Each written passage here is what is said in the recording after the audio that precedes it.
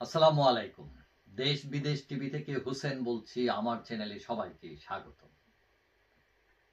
Doctor Yunus সাহেব যখন ক্ষমতায় বসলেন, বৈষম্য বিরোধীরা ক্ষমতায় অংশ নিল, তখন বিএনপি সহ অনেক দল তাদের সাপোর্ট করে। কিন্তু পরবর্তীতে দেখা যায় আস্তে আস্তে অনেকেই সরে যাচ্ছেন তাদের কাছ থেকে। বিএনপির সেক্রেটারি মির্জা ফখরুল, তাদের নেতা আমির খসরু, মির্জা আব্বাস প্রায়শই চোখ রাঙাচ্ছেন সরকারের দিকে। তার একটা ইস্যু হচ্ছে নির্বাচন, যে দ্রুত নির্বাচন কেন এই সরকার দিচ্ছে না, রোড ম্যাপ কেন ঘোষণা করছে না, ইত্যাদি ইত্যাদি। মির্জা ফখরুল তো আন্দোলনের হুমকি দিয়েও রাখছেন।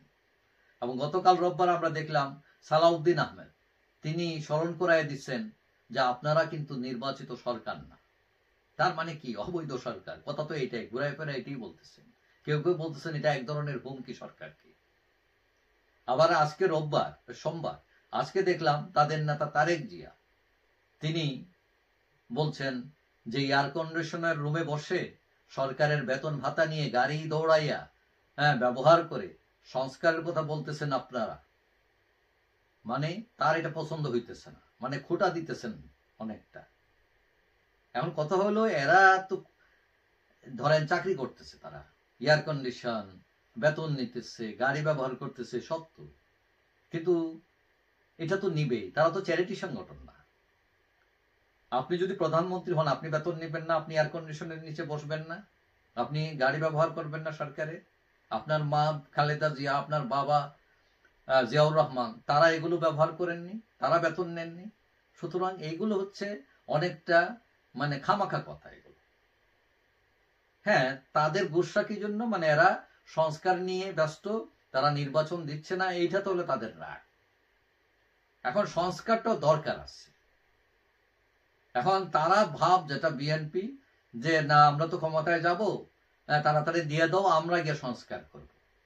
কিন্তু অনেকে মনে করতেছেন এগুলো শিয়ালের কাছে মুরগি বাড়ি। তারা মানে জিয়াউর রহমান 19 দফা দিচ্ছিলেন, তারা দিছে 31 দফা।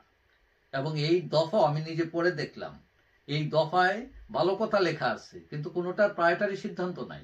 খালি এটার জন্য আমরা এই কমিটি করব, আমরা কমিশন বানাবো, তারা সিদ্ধান্ত। অথচ তারা বলতেছে না যে না, বিচার বিভাগ আমরা স্বাধীন করে দেব, কমিটি করব, কমিশন করব। মানে এগুলো ঝুলাইয়া রাখছে তারা। তো 31 দফা এটাও এক ধরনের মোলা। আপনারা নিজেরা চাঁদাবাজ, দখলবাজ, নিজের দলদের এই লোকগুলাই সামলাইতে পারতেছেন না, দেশ সামলাবেন কি করে? তারপর দলের মধ্যে কোন সংস্কার করেছেন আপনারা?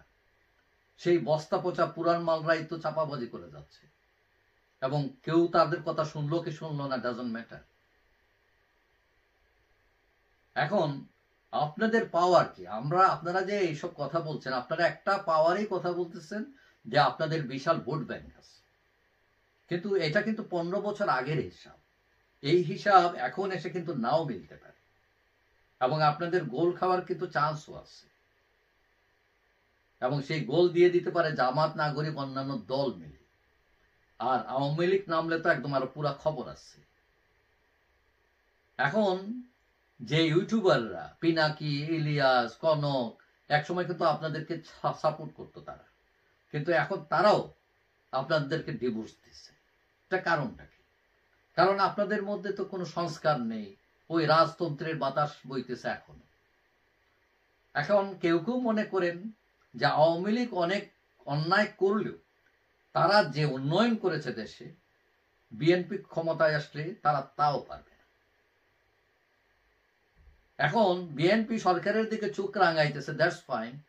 তারা একবার কেন 100 বার চোখ রাঙাক, এবং তারা ক্ষমতা যাওয়ার জন্য দরকার হলে 1,00,000 বার চোখ রাঙাবে। এবং তারা হয়তো এই রাঙ্গিয়ে বিভিন্নভাবে কলা কৌশল করে ক্ষমতায় হয়তো চলেও যেতে পারবে।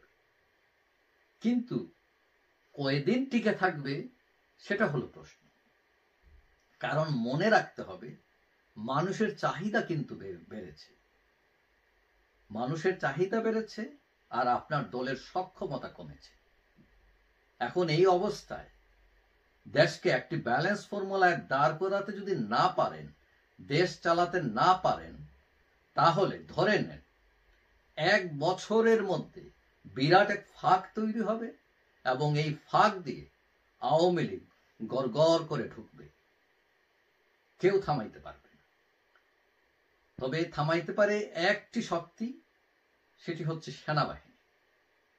তার মানে ধরে নেন যে ওই ফাঁক তৈরি হবে এবং সেখানে হয় আওয়ামী লীগ ক্ষমতায় যাবে, না হয় সেনাবাহিনী, আর বিএনপি বসে বসে আঙ্গুল চুষবে।